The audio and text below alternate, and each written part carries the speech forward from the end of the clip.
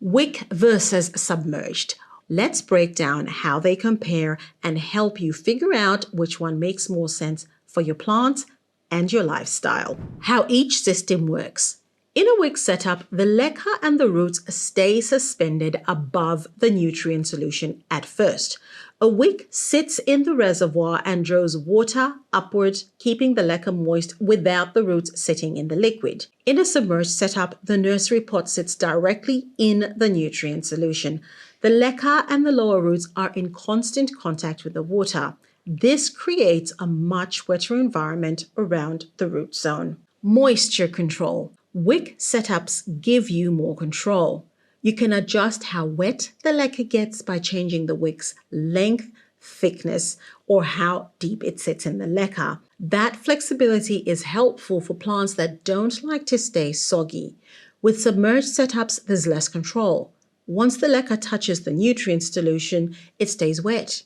This works well for plants that like constant moisture, but it doesn't give you room to adjust if your plant reacts badly to the setup. Reservoir size. Wick setups allow for larger or deeper reservoirs because the pot isn't sitting directly in the solution. That means fewer top-ups and more stability over time. Submerged setups limit your reservoir size. You need to keep the water level low to avoid fully submerging the roots, so you'll need to refill more often. Aeration. Wick setups allow a better airflow to the roots. Since the leca stays moist without being saturated, oxygen can still move through the root zone. This helps prevent root rot and keeps the roots healthy. Submerged setup restrict airflow in a way, especially if the water level is too high. Without enough oxygen, the root zone becomes anaerobic, and that's where harmful bacteria and fungi thrive. Watering frequency. Wick setups can go longer between refills, especially if you're using a deeper reservoir and your wick is working efficiently. Submerged setups usually need more frequent top-ups since the solution gets used or evaporates more quickly and the reservoir is smaller. Let's talk about the best plant matches.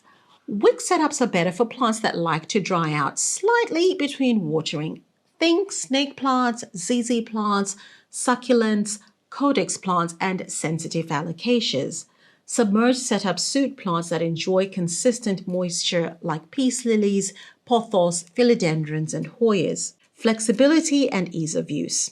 Wick setups are more flexible. You can DIY your pots, play with wick materials, and scale the reservoir to suit your care routine.